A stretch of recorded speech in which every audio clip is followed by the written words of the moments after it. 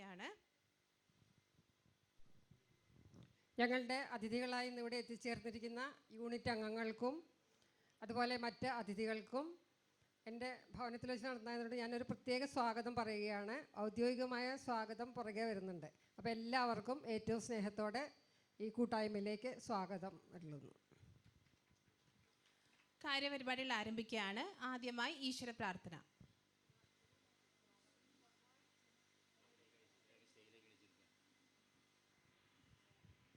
ബഹുമാനപ്പെട്ട chairman, vice chairman എന്നിവർ സ്റ്റേജിൽ ഉപവിഷ്ടരാകണമെന്ന് അഭ്യർത്ഥിക്കുന്നു.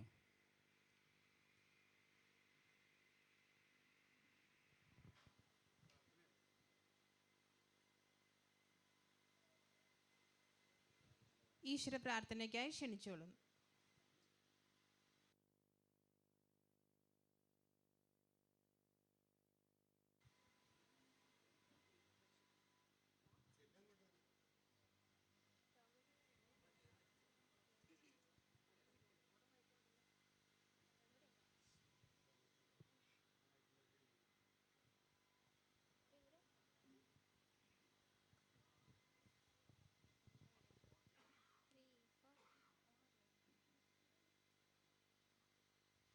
ലോകം മുഴുവൻ സുഖം പകരാനായി സ്നേഹദീപമേ മിഴി തുറക്കൂ. ലോകം മുഴുവൻ സുഖം പകരാനായി സ്നേഹദീപമേ മിഴി തുറക്കൂ.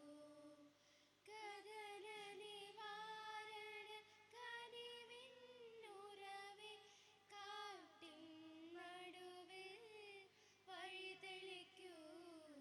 ലോകം മുഴുവൻ സുഖം പകരാനായി സ്നേഹദീപമേ മിഴി തുറക്കൂ.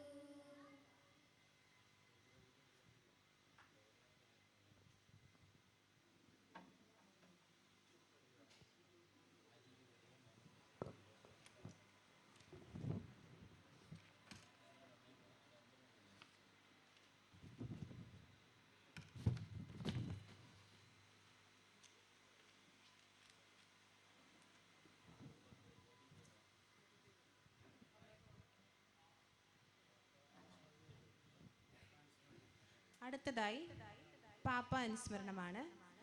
ക്രൈസ്തവ വിശ്വാസത്തിൻ്റെയും അജപാലനത്തിൻ്റെയും ഉന്നതമായ സാക്ഷ്യം നൽകിക്കൊണ്ട് നമുക്കേവരുടെയും പ്രിയപ്പെട്ട ഫ്രാൻസിസ് പാപ്പ നിത്യസൗഭാഗ്യത്തിലേക്ക് യാത്രയായി. എപ്പോഴും പുഞ്ചിരിക്കുന്ന മുഖവുമായി കണ്ടുമുട്ടുന്നവർക്ക് പ്രത്യാശയുടെ തിരുനാളം പകർന്നു നൽകിയ പാപ്പയുടെ വേർപാട് വേദനിപ്പിക്കുന്നതാണ്. സ്ഥാനമേറ്റ ശേഷമുള്ള പാപ്പയുടെ ആദ്യ വാക്കുകൾക്ക് ബെനഡിക്റ്റ് 16 മാർപ്പാപ്പ നൽകിയൊരു വിശേഷണമുണ്ട്: ഹൃദയങ്ങളോടുള്ള സംസാരം. തൻ്റെ ജീവിതകഥയുടെ പുതിയ പുസ്തകത്തിൽ പാപ്പ പറയുന്നു, ജീവിക്കാൻ പഠിക്കണമെങ്കിൽ നാമെല്ലാം സ്നേഹിക്കാൻ പഠിക്കണം. കാരണം സ്നേഹം എല്ലാറ്റിനെയും കീഴടക്കുന്നു. സ്വതസിദ്ധമായ ലാളിത്യവും പാവങ്ങളോടുള്ള കരുതലും സഭയിൽ വരുത്തിയ കാലാനുസൃതമായ മാറ്റങ്ങളും ലോക ശ്രദ്ധ പിടിച്ചുപറ്റി. ദൈവത്തിനും ലോകത്തിനും ഇടയിൽ സ്നേഹത്തിൻ്റെയും കരുണയുടെയും പാലം പണിത വലിയ ഇടയൻ ഇനി പ്രാർത്ഥനകളിലെ നിത്യപ്രകാശം. നമുക്കെല്ലാവർക്കും എഴുന്നേറ്റ് നിന്ന് ഒരു നിമിഷം പാപ്പയുടെ പാവന സ്മരണയ്ക്ക് മുൻപിൽ ആദരാഞ്ജലികൾ അർപ്പിക്കാം.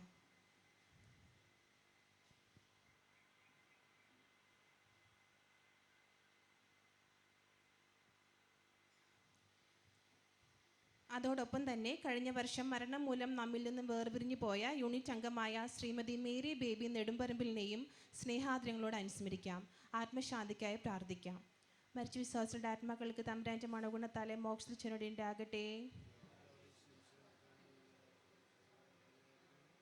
സ്വർഗസ്ഥനായ ഞങ്ങളുടെ പിതാവേ, അങ്ങയുടെ നാമം പൂഷിതമാകണമേ. അങ്ങയുടെ രാജ്യം വരണമേ. അങ്ങയുടെ തിരുമനസ്സ് സ്വർഗത്തിലെ പോലെ ഭൂമിയിലും ആകണമേ.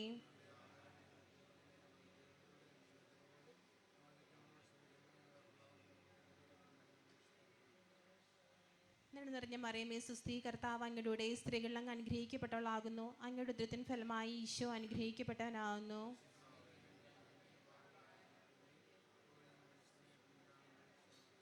പിതാനും പുത്രനും പരിശുദ്ധാത്മാനും സ്തുതി. നമുക്കിരിക്കാം.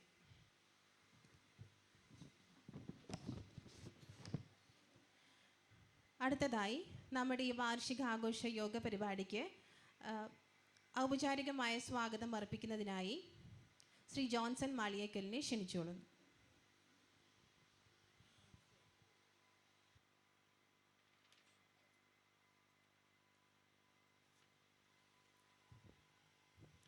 സ്നേഹമുള്ളവരെ, തെക്കൻ പറവൂർ കത്തോലിക്ക പള്ളി കുടുംബ വാർഷിക സമ്മേളനമാണ് ഇന്നിവിടെ നടക്കുക. അതിൽ സ്വാഗതം ആശംസിക്കുക എന്നുള്ളതാണ് എന്നിൽ നിക്ഷിപ്തമായിരിക്കുന്ന കടമ. ഇവിടെ നമ്മുടെ വികാരി അച്ഛനുണ്ട്, നമ്മുടെ ചെയർമാനാണ്.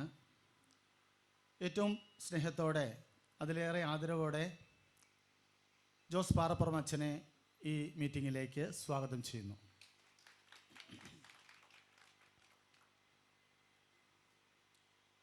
ഈ യോഗത്തിൻ്റെ അധ്യക്ഷൻ ബഹുമാനപ്പെട്ട യൂണിറ്റ് പ്രസിഡന്റ് ഡോം സാറിനെ ഈ യോഗത്തിലേക്ക് സ്വാഗതം ചെയ്യുന്നു.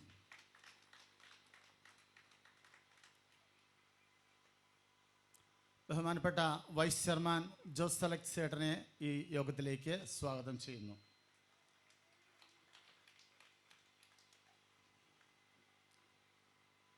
യൂണിറ്റിൻ്റെ സെക്രട്ടറി ആനീസ് പോൾ ടീച്ചറിനെ ഈ യോഗത്തിലേക്ക് സ്വാഗതം ചെയ്യുന്നു.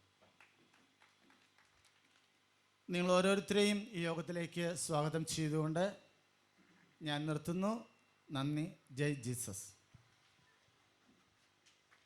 നമ്മുടെ ലിറ്റിൽ ഫ്ലവർ കുടുംബ യൂണിറ്റിൻ്റെ ചുറുചുറുക്കിൻ്റെ പ്രതീകമായ ജോൺസൺ ചേട്ടന് സ്വാഗതം ആശംസത്തിന് നന്ദി പറയുന്നു. അടുത്തതായി റിപ്പോർട്ട് വായനയാണ്. വായിക്കുന്നത് ലിറ്റിൽ ഫ്ലവർ കുടുംബ unit secretary Shrimati Anees Paul teacher.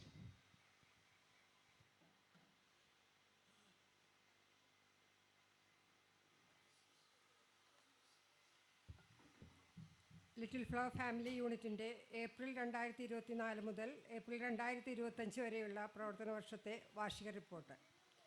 ഇടവകയുടെ ആത്മീയ നേതാവും കുടുംബ യൂണിറ്റുകളുടെ ചെയർമാനുമായ ബഹുമാനപ്പെട്ട വികാരി അച്ഛ, യോഗത്തിൽ അധ്യക്ഷത വഹിക്കുന്ന ബഹുമാനപ്പെട്ട യൂണിറ്റ് പ്രസിഡന്റ്, ബഹുമാനപ്പെട്ട വൈസ് ചെയർമാൻ, ലിറ്റിൽ ഫ്ലവർ കുടുംബാംഗങ്ങളെ, ബഹുമാന്യരായ അതിഥികളെ, തെക്കൻ Paravur saint John the Baptist കത്തോലിക്ക പള്ളിയുടെ കീഴിലുള്ള 10 യൂണിറ്റുകളിൽ 7ാമത്തേതാണ് little flower unit.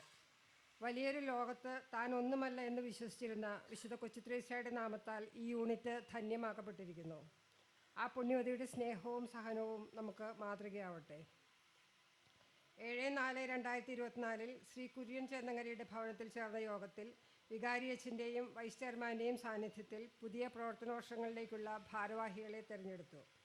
President Shri Domis Karukappally, vice president Shrimati Mini Johnson Maliyekkal, secretary Shrimati Anees Paul Palathinkal, joint secretary Shri Joseph Lagannan Cheriyavili, treasurer Shrimati Jolly James Velikkunnel, committee അംഗങ്ങൾ Shri Thomas Jacob, Shri Thomas Lahannan, Shrimati Sisi Thomas, Shrimati Treesa Thomas. 19/5/2024 Shri Domis കറുകപ്പള്ളിയുടെ ഭവനത്തിൽ വെച്ച് നടന്ന യോഗത്തിൽ പഴയ ഭാരവാഹികൾ പുതിയ ഭാരവാഹികൾക്ക് സ്ഥാനം കൈമാറി. കുടുംബ യൂണിറ്റിൻ്റെ യോഗങ്ങൾ ഓരോ മാസവും മുൻകൂട്ടി നിശ്ചയിച്ച ഭവനത്തിൽ ബഹുമാനപ്പെട്ട പ്രസിഡന്റിൻ്റെ അധ്യക്ഷതയിൽ ചേരുന്നു. റിപ്പോർട്ട് വർഷത്തിൽ 9 മാസയോഗങ്ങളും 6 കമ്മിറ്റി യോഗങ്ങളും ചേരുകയുണ്ടായി. 2 ഭാഗമായിട്ടാണ് യോഗങ്ങൾ നടത്തുന്നത്. 1-ാം ഭാഗത്തിൽ പ്രാർത്ഥന, ബൈബിൾ വായന, വിചിന്തനം എന്നിവ നടത്തുന്നു. 2-ാം ഭാഗത്തിൽ സ്വാഗതം, കുടുംബാംഗങ്ങളെ പരിചയപ്പെടുത്തൽ, റിപ്പോർട്ട് വായന, കണക്കവതരണം, ചർച്ച, സ്നേഹവിരുന്ന്, ബൈബിൾ ക്വിസ്, ഹാജർ, കലാപരിപാടികൾ, ലക്കി ഫാമിലി നറുക്കെടുപ്പ് എന്നിവ ഉൾപ്പെടുന്നു. കേന്ദ്ര കമ്മിറ്റിയുടെ നിർദ്ദേശങ്ങൾ യോഗത്തിൽ അവതരിപ്പിക്കുകയും അവ ചർച്ച ചെയ്ത് തീരുമാനങ്ങൾ എടുക്കുകയും സമയബന്ധിതമായി നടപ്പാക്കുകയും ചെയ്യുന്നു. നമ്മുടെ യൂണിറ്റ് കേന്ദ്ര കമ്മിറ്റിയുമായി സഹകരിച്ച് ഇടവകയുടെ എല്ലാ പ്രവർത്തനങ്ങളിലും പങ്കുചേരുന്നു. തിരുനാളുകളിലും മറ്റ് ആഘോഷങ്ങളിലും യൂണിറ്റ് അംഗങ്ങളുടെ സജീവ സാന്നിധ്യം ഉണ്ടാകാറുണ്ട്. ഒക്ടോബർ 20 നടന്ന നേതൃത്വ പരിശീലന ക്ലാസ്സിൽ എല്ലാ യൂണിറ്റ് ഭാരവാഹികളും പങ്കെടുത്തു. അതിരൂപതാ തലത്തിൽ നടത്തിയ ലോഗോസ് ക്വിസിൽ നമ്മുടെ യൂണിറ്റിൽ നിന്ന് Shrimati Jolly James, Shrimati Mercy Xavier, Kumari Maria Johnson എന്നിവർ മികച്ച വിജയം നേടി. ഈ റിപ്പോർട്ട് വർഷത്തിൽ മരണം മൂലം നമ്മിൽ നിന്ന് വേർപിരിഞ്ഞു പോയ യൂണിറ്റ് അംഗം ശ്രീമതി മേരി ബേബി നെടുമ്പറമ്പലിനെ ഈ അവസരത്തിൽ സ്നേഹത്തോടെ ഓർമ്മിക്കുകയും ആത്മാവിന് നിത്യശാന്തി നേരുകയും ചെയ്യുന്നു. വ്യക്തിപരമായ അസൗകര്യങ്ങൾ മൂലം സ്ഥാനമൊഴിഞ്ഞ ട്രഷറർ ശ്രീമതി ജോളി ജെയിംസിന് പകരം ശ്രീമതി മേരി റാഫേൽ ചിറമേൽ 16/2/2025 പുതിയ ട്രഷററായി സ്ഥാനമേറ്റെടുത്തു. ബന്ധങ്ങൾ ശിഥിലമായിക്കൊണ്ടിരിക്കുന്ന ഇന്നത്തെ സാഹചര്യത്തിൽ കൂട്ടായ്മകൾക്ക് ഏറെ പ്രസക്തിയുണ്ട്. നമ്മുടെ വികാരി അച്ഛനും ചെയർമാനുമായ റവറൻ ഫാദർ ജോസ് പാറപ്പുറത്തിൻ്റെ ശക്തമായ നേതൃത്വം നമുക്ക് പ്രചോദനമാണ്.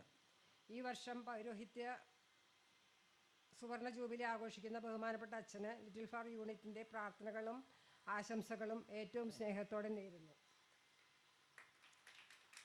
വൈസ് ചെയർമാൻ, ജനറൽ സെക്രട്ടറി, കൈക്കാരന്മാർ, ബഹുമാനപ്പെട്ട സിസ്റ്റേഴ്സ്, മറ്റ് സെൻട്രൽ കമ്മിറ്റി അംഗങ്ങൾ എന്നിവരുടെ എല്ലാം സഹകരണത്തിനും പ്രോത്സാഹനത്തിനും ഈ അവസരത്തിൽ നന്ദി അറിയിക്കുന്നു. ഈ വാർഷികാഘോഷത്തിൽ പങ്കുചേരാൻ എത്തിച്ചേർന്നിട്ടുള്ള നിങ്ങൾ ഓരോരുത്തർക്കും നന്ദി പറഞ്ഞുകൊണ്ടും നിങ്ങളുടെ എവിടെയും സഹായ സഹകരണങ്ങൾ തുടർന്നും ഉണ്ടാകണമെന്ന് അഭ്യർത്ഥിച്ചുകൊണ്ടും ഈ വാർഷിക റിപ്പോർട്ട് നിങ്ങളുടെ മുമ്പിൽ സാദരം സമർപ്പിച്ചുകൊള്ളുന്നു.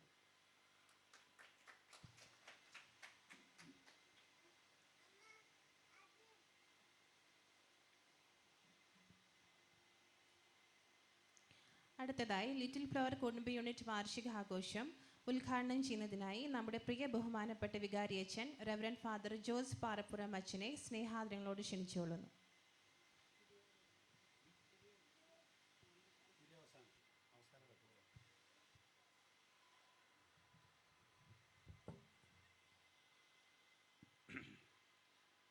പ്രിയ അധ്യക്ഷൻ, വൈസ് ചെയർമാൻ, പ്രിയ ടീച്ചർ, സ്നേഹമുള്ള കുടുംബ യൂണിറ്റ് ഭാരവാഹികളെ, മറ്റ് യൂണിറ്റിലെ ഭാരവാഹികളെ, പ്രിയ സഹോദരങ്ങളെ, വിശുദ്ധ കൊച്ചു ത്രേസ്യയുടെ നാമധേയത്തിലുള്ളതാണ് ഈ യൂണിറ്റ്. കൊച്ചു ത്രേസ്യ കുറുക്ക് വഴികളിൽ കൂടി കാര്യങ്ങൾ നടത്തുന്ന ആളാണ്. അപ്പം നമ്മുടെ യൂണിറ്റും ഇതിൽ വരാനുള്ള വഴിയും കുറുക്ക് വഴിയാണ്, ആളും കുറവാണ്. എങ്കിലും ഏതാണ്ട് ഭംഗിയായിട്ട് തന്നെ നിങ്ങളിവിടെ എത്തിയിട്ടുണ്ട്. അതിന് പ്രത്യേക അഭിനന്ദനങ്ങൾ, ഇത്രയും പേര് വന്നതിൽ. അപ്പം നമ്മുടെ ജീവിതത്തിൽ എല്ലാ വിജയങ്ങളും നമുക്ക് കിട്ടുന്നത് ദൈവത്തിൻ്റെ അനുഗ്രഹം നമ്മൾ യാചിക്കുമ്പോഴാണ്. ചോദിക്കുന്നവനെ കിട്ടുള്ളൂ നമ്മൾ പറയാറുണ്ട്. അപ്പം നമ്മുടെ ജീവിതത്തിൽ ആ പ്രാർത്ഥനയ്ക്കാണ് കൂടുതൽ സ്ഥാനം കൊടുക്കേണ്ടത്. പ്രാർത്ഥന 4 ഘടകങ്ങളാണ് പ്രാർത്ഥനയ്ക്ക് സാധാരണ: ആരാധന, കൃതജ്ഞത, അനുരഞ്ജനം, യാചന. പക്ഷെ നമ്മളെല്ലാവരും ആ 4ാമത്തെ മാത്രമേ എടുക്കാറുള്ളൂ, യാചന. ഡിമാൻഡ് 9 നൊവേന കൂടിയ 10ാം ദിവസം കാര്യം നടന്നിരിക്കണം, അതല്ലെങ്കിൽ പിന്നെ ദൈവമായിട്ട് ബന്ധമൊന്നുമില്ല. അപ്പോൾ ആ രീതിയിൽ നമുക്ക് കിട്ടിയ അപ്പം തന്നെ കിട്ടണം പ്രാർത്ഥനയുടെ ഫലങ്ങൾ. അത് നമുക്ക് വിശ്വാസം കൂടുതലുള്ളവരുണ്ട്, അവർ എല്ലാ സ്ഥലത്തും നേർച്ച നേരണവരുണ്ട്. ശബരിമലയിലും മലയാറ്റൂരും ഒപ്പം നേരണവരുണ്ട്, എവിടെ നിന്നാണ് കിട്ടണമെന്ന് അറിയാൻ പാടില്ലാത്തതുകൊണ്ട്. അപ്പോൾ ആ രീതിയിലല്ല, നമ്മുടെ വിശ്വാസം അചഞ്ചലമായിരിക്കണം എന്നുള്ളതാണ്. അപ്പോൾ ഉറച്ച വിശ്വാസമാണെങ്കിൽ ഉണ്ടെങ്കിൽ മാത്രമേ നമുക്ക് നല്ല മാതൃക കുടുംബത്തിന് നൽകാനായിട്ട് സാധിക്കുകയുള്ളൂ. സ്റ്റാൻലി ജോൺസ് എന്ന് പറയുന്ന ഒരു ഗ്രന്ഥകാരനുണ്ട്. അദ്ദേഹം ഒരു സ്ത്രീയുടെ ജീവിതത്തിലെ കഥ പറയുന്നുണ്ട്. 44 വയസ്സുള്ള ആ സ്ത്രീ, അവർ കിടപ്പാണ്, രോഗിയാണ്. എന്നാൽ പോലും ആ കട്ടിലിൽ കിടന്നുകൊണ്ട് അവർ വളരെ ഭംഗിയായ രീതിയിലൊരു കട നടത്തുന്നു. മക്കൾക്കോ അല്ലെങ്കിൽ അവിടെ നോക്കാനുള്ളവർക്കോ നിർദ്ദേശം കൊടുത്ത് ഭംഗിയായിട്ട് ആ കാര്യം ചെയ്യുകയാണ്. അത് ആ കട വികസിച്ചു. പിന്നീട് ടാക്സൊക്കെ കൊടുക്കുന്ന രീതിയിൽ അത്രമാത്രം വികസിച്ചു.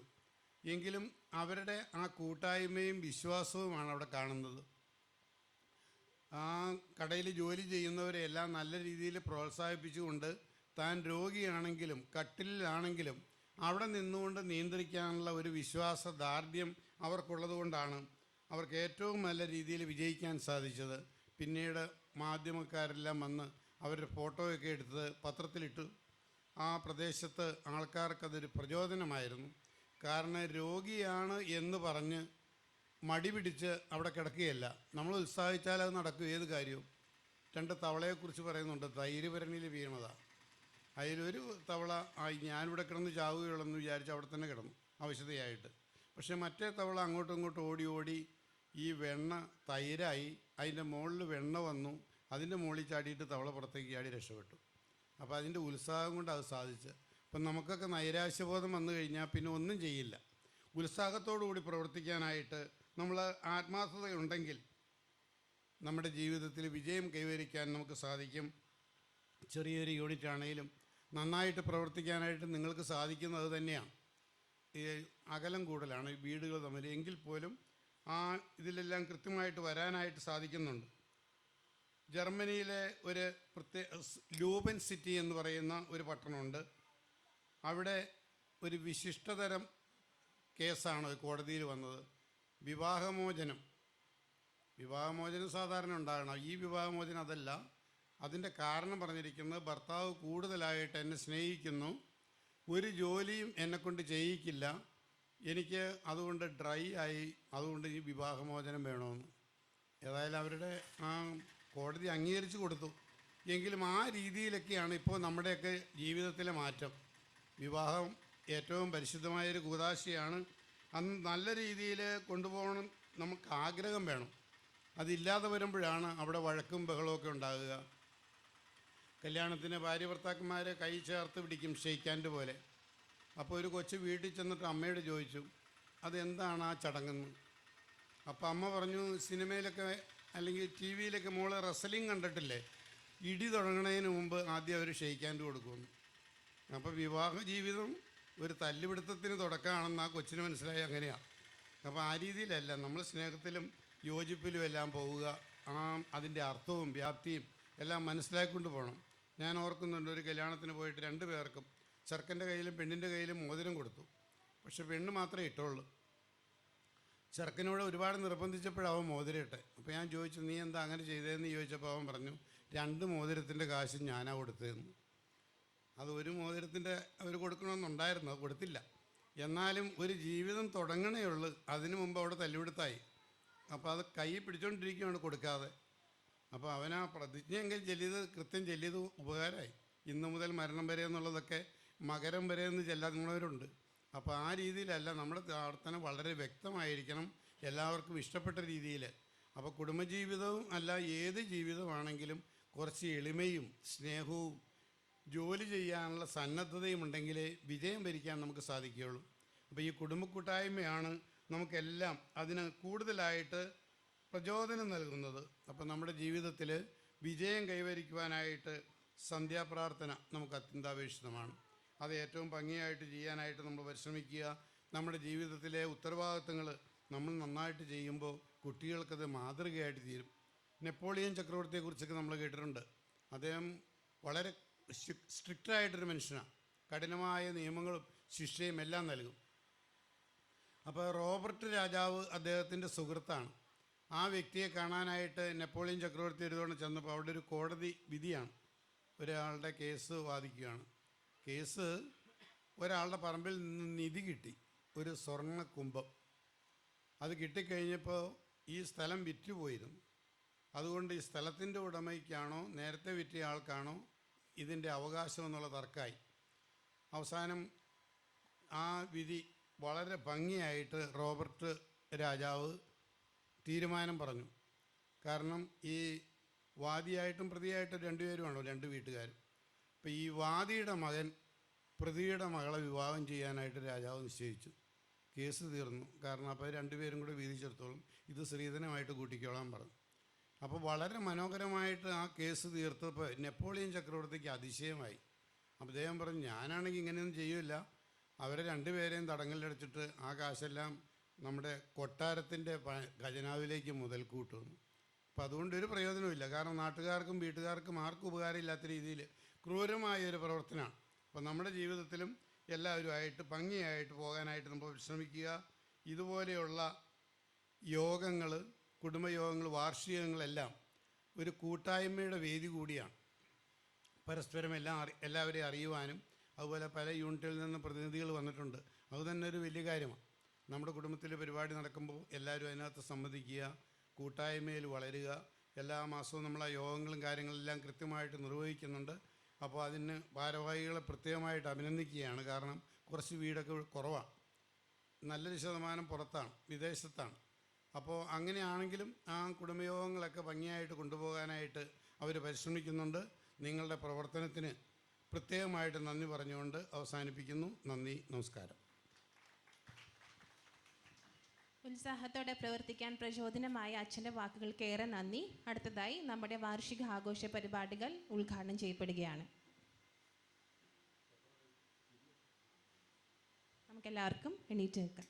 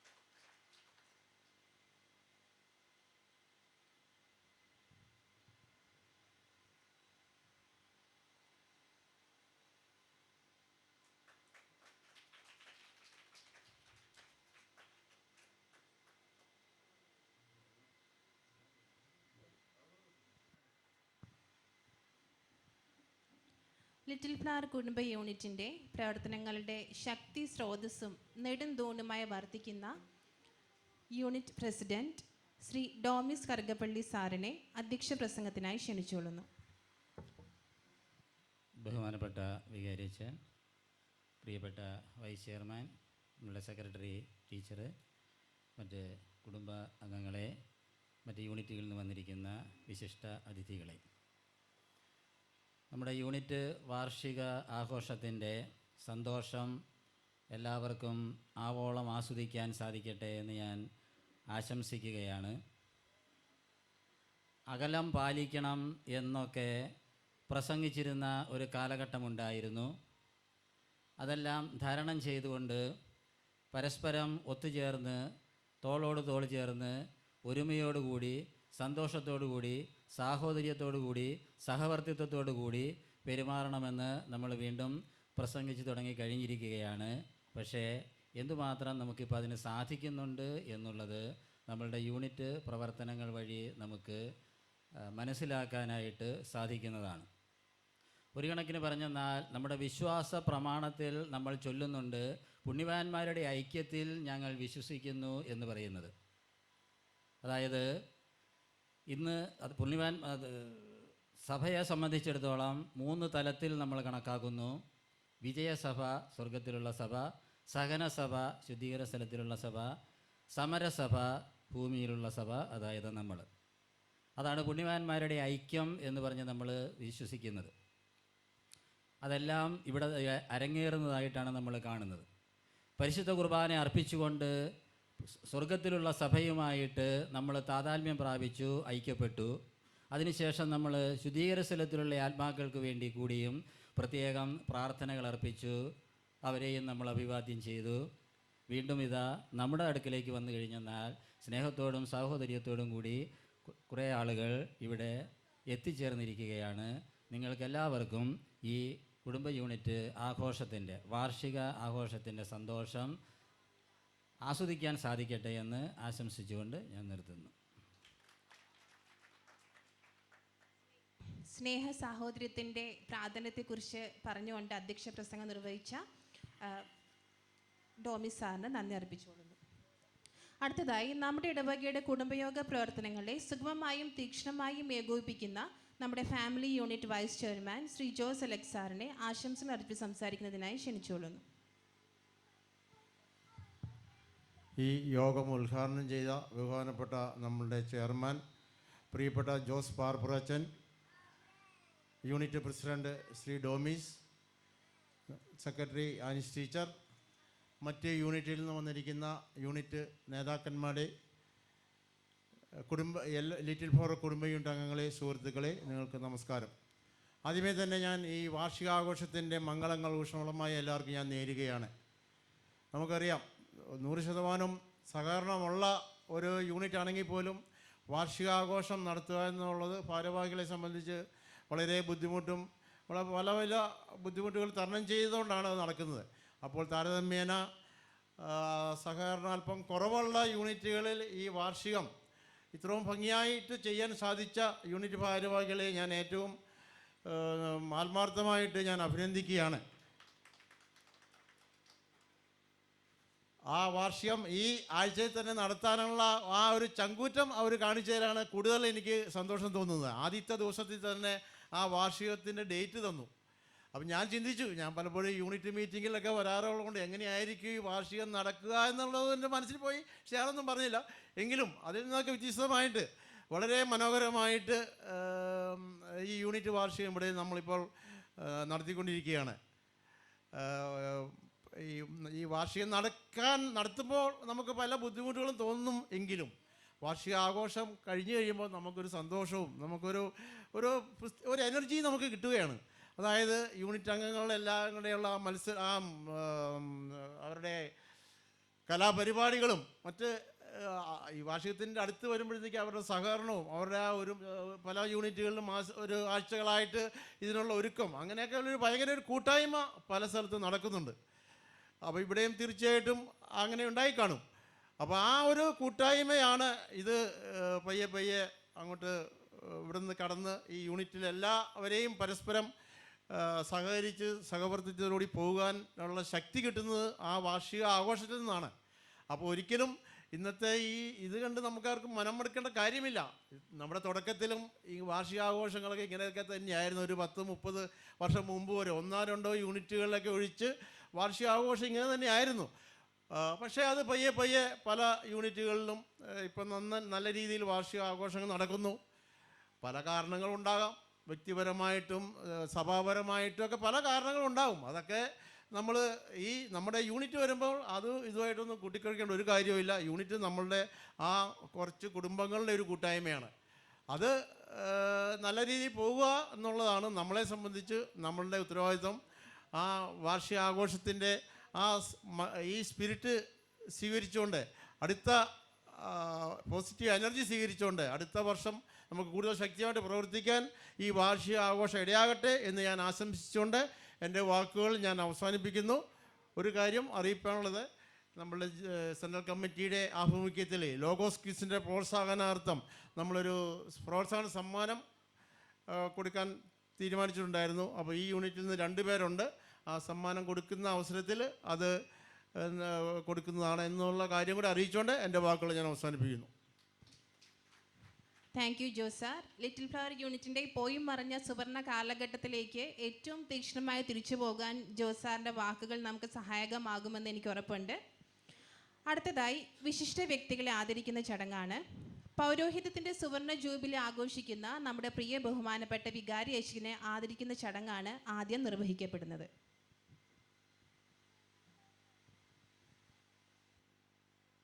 സ്നേഹമുള്ളവരെ, നമ്മുടെ ബഹുമാനപ്പെട്ട വികാരിയച്ഛൻ ഫാദർ ജോസ് പാറപ്പുറം പൗരോഹിത്യത്തിൻ്റെ സുവർണ ജൂബിലി ആഘോഷിക്കുകയാണ് ഈ വർഷം. ജൂബിലി എന്താണ് എന്നുള്ളത് വളരെ വ്യക്തമായിട്ട് ലേവ്യരുടെ പുസ്തകം 12-ാം അധ്യായത്തിൽ പറഞ്ഞിട്ടുണ്ട്. അതായത് 7 വർഷം കൂടുമ്പോൾ സാബത്ത് ആചരിക്കണം.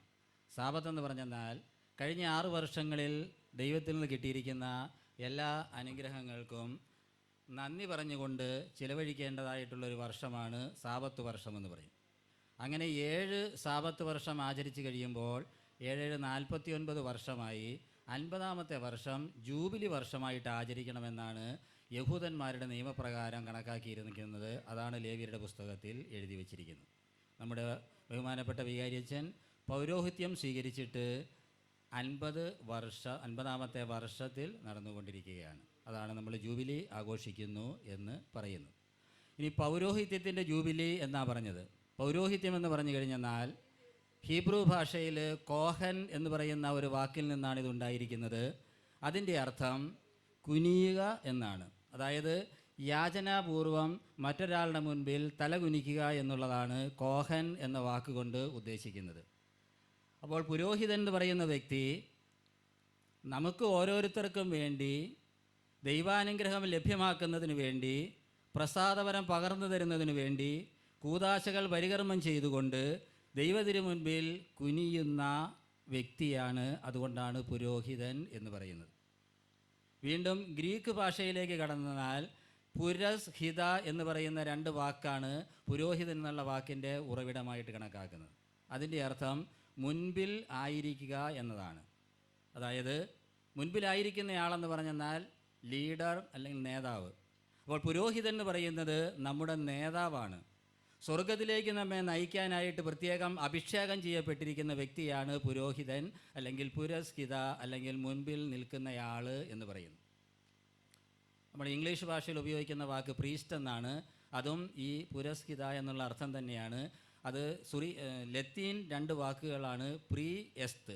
പ്രീ എന്ന് പറഞ്ഞാൽ ഒന്നാമത്തത്, പ്രിൻസിപ്പൽ, പ്രിഡോമിനൻസ്, പ്രിഫറൻസ് എന്നൊക്കെ പറയില്ലേ. അപ്പോൾ പ്രീ എന്ന് പറഞ്ഞാൽ ഒന്നാമത്തത്.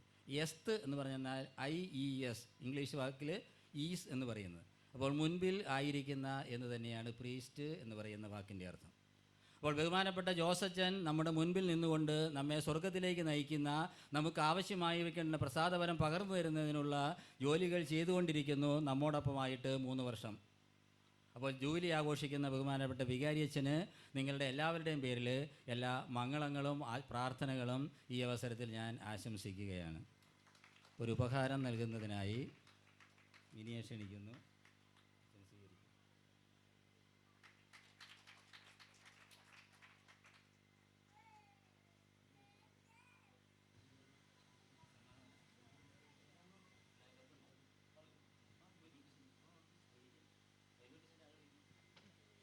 ദൈനംദിന ജീവിതത്തിൽ ബൈബിൾ പഠനത്തിനായി സമയം കണ്ടെത്തുക എന്നത് വളരെ മഹനീയമായ കാര്യമാണ്.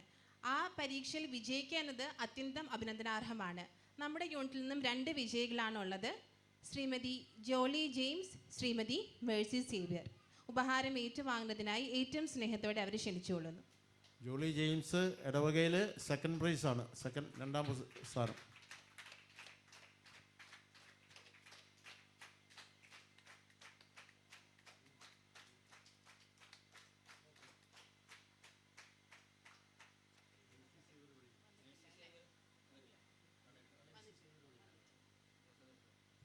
വിജയികൾക്ക് അഭിനന്ദനങ്ങൾ.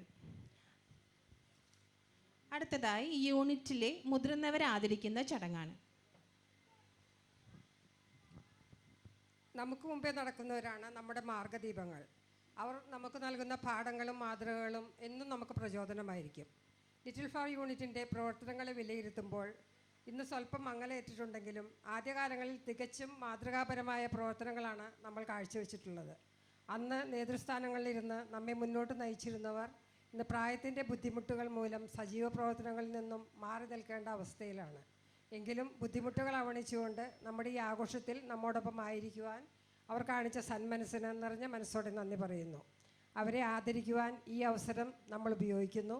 പൊന്നാട അണിയിച്ച് അവരെ ഇപ്പോൾ ആദരിക്കുന്നതാണ്. ശ്രീമതി ത്രേസ്യാമ്മ ജോസഫ് ചെറിയവിളി ആദരിക്കുന്നതിനായി ബഹുമാനപ്പെട്ട വികാരി അച്ഛനെ ക്ഷണിച്ചുകൊള്ളുന്നു.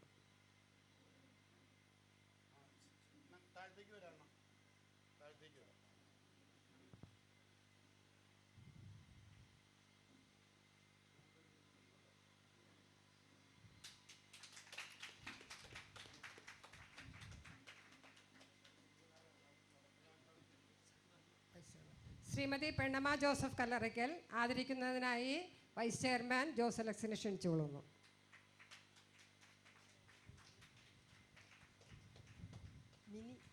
മിനി വാ.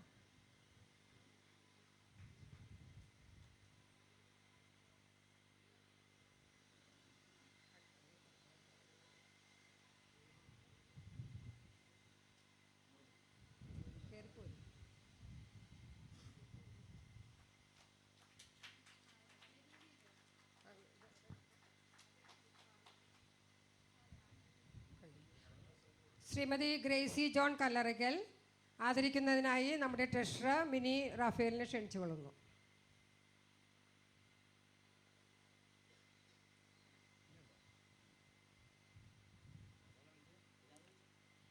അടുത്തത് ശ്രീ കുര്യൻ ചേന്നങ്കരി.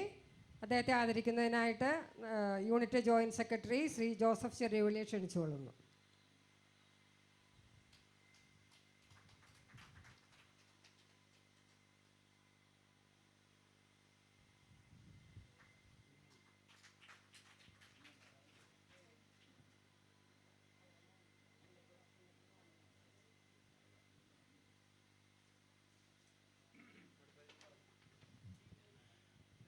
അടുത്തതായി കൃതജ്ഞതാ സമർപ്പണമാണ്. ആയതിലേക്ക് ലിറ്റിൽ ഫ്ലവർ കുടുംബ unit joint secretary Shri Joseph ചെറിയവിളിയെ ക്ഷണിച്ചുകൊള്ളുന്നു.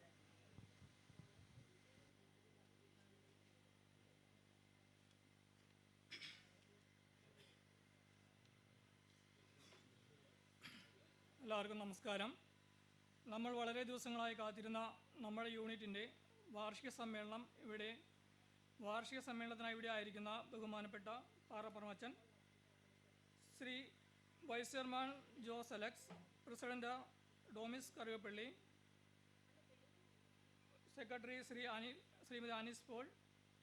തീർച്ചയായും നമ്മൾ ആദ്യം നന്ദി പറയേണ്ടത് ശാന്ത സൗന്ദര്യം തുളുമ്പുന്ന ഈ സായാഹ്നം സമ്മാനിച്ച സർവശക്തനായ ദൈവത്തിനോടാണ്. ദൈവത്തിന് നന്ദി.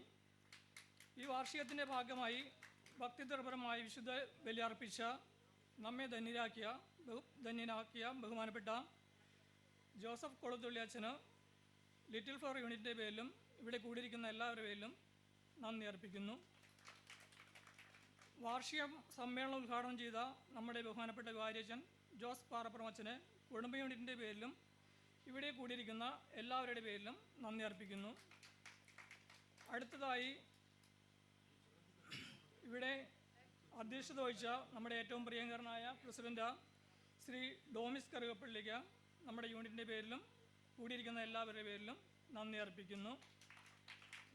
പ്രിയപ്പെട്ട വൈസ് ചെയർമാൻ ശ്രീ ജോസ് അലക്സിന് കുടുംബ യൂണിറ്റിൻ്റെ പേരിലും ഈ കൂടിയിരിക്കുന്ന എല്ലാവരുടെ പേരിലും നന്ദി അർപ്പിക്കുന്നു. നമ്മുടെ പ്രിയ സിസ്റ്റേഴ്സ് രാവിലെ വരികയും എല്ലാ സഹായങ്ങളും ചെയ്യുകയും മാർഗനിർദ്ദേശങ്ങൾ തന്നിരുന്നു. സിസ്റ്റേഴ്സിനും പ്രത്യേകമായി നന്ദി അർപ്പിക്കുന്നു. മറ്റ് യൂണിറ്റിൽ നിന്ന് ഇവിടെ എത്തിച്ചേർന്നിരിക്കുന്ന എല്ലാ ഭാരവാഹികൾക്കും യൂണിറ്റിൻ്റെ പേരിൽ നന്ദി അർപ്പിക്കുന്നു. നമ്മുടെ ഈ പ്രോഗ്രാമുകൾ സോഷ്യൽ മീഡിയയിലും പള്ളിയുടെ യൂട്യൂബ് ചാനലിലും ലൈവായിട്ട് പ്രക്ഷേപണം ചെയ്തുകൊണ്ടിരിക്കുന്ന IT കോർഡിനേറ്റർ ജോസ് സാറിന് പ്രത്യേകം നന്ദി. ഈ 5-6 വർഷമായി നമ്മുടെ വാർഷിക സമ്മേളനങ്ങൾ നടന്നിട്ട് അത് വീടുകളിൽ വെച്ച് നടത്താൻ തീരുമാനിച്ചപ്പോൾ ആദ്യം തന്നെ എൻ്റെ വീട്ടിൽ വെച്ച് നടത്താമെന്ന് സമ്മതിച്ച് ഇതിനു വേണ്ടി എല്ലാ സൗകര്യങ്ങളും ചെയ്യുന്ന ശ്രീ ആനിസ് പോൾ ടീച്ചറിനും കുടുംബത്തിനും ഈ യൂണിറ്റിൻ്റെ പേരിലും ഇവിടെ കൂടിയിരിക്കുന്ന എല്ലാവരുടെ പേരിലും നന്ദി അർപ്പിക്കുന്നു. കുറച്ച് കലാപരിപാടികൾ പിന്നാലെ വരുന്നുണ്ട്. അതിനുവേണ്ടി പരിശീലനം അധികം നടത്തിയിട്ടില്ലെങ്കിലും അവർ തയ്യാറായിട്ടുണ്ട്. അവർക്ക് എല്ലാവർക്കും നന്ദി. ഗായക സംഘത്തിലെ ജിജി, അലീന എല്ലാവർക്കും ശബ്ദവും വിളിച്ചു നിന്നുകൊണ്ടിരിക്കുന്ന കൃഷ്ണ വോയിസിനും, കൂടാതെ നമുക്ക് ഭക്ഷണം ഒരുക്കിയിട്ടുണ്ട് കാറ്ററിംഗ് യൂണിറ്റിന് നന്ദി. ഈ വിജയത്തിനായി എല്ലാ സഹകരിച്ച സാമ്പത്തികമായി അല്ലാതെ യൂണിറ്റ് അംഗങ്ങൾക്കും മറ്റെല്ലാവർക്കും നന്ദി അർപ്പിച്ചുകൊണ്ട് നിർത്തുന്നു. താങ്ക് യു ജോസഫ് ചേട്ടാ. അടുത്തതായി ലക്കി ഫാമിലിനെ തിരഞ്ഞെടുക്കുകയാണ്.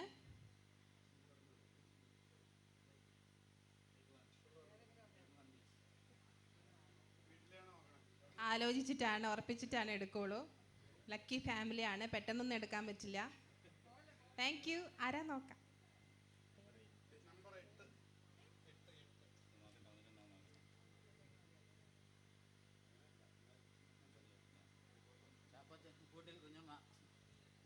കുഞ്ഞമ്മ ഉപ്പൂട്ടിൽ. ചാക്കോച്ചൻ വന്നിട്ടുണ്ട്. സമ്മാനം ഏറ്റുവാങ്ങാൻ.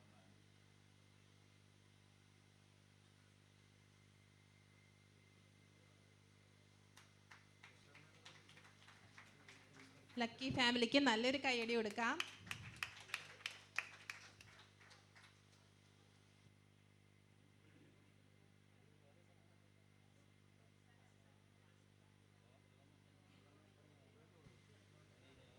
യോഗ നടപടികൾ അവസാനിച്ചിരിക്കുകയാണ്. അടുത്തതായി കലാപരിപാടികളാണ്. നമ്മുടെ പ്രിയപ്പെട്ടവർ തിരക്കേറിയ ഈ ഒരു ജീവിതചര്യകൾ, പരീക്ഷാ ചൂടിൻ്റെ ഇടയിൽ നമ്മുടെ കുട്ടികൾ ഒരുപാട് കലാപരിപാടികളൊക്കെ ഒരുക്കിയിട്ടുണ്ട്. ആ കലാവിൽ നമുക്ക് ആസ്വദിക്കാം.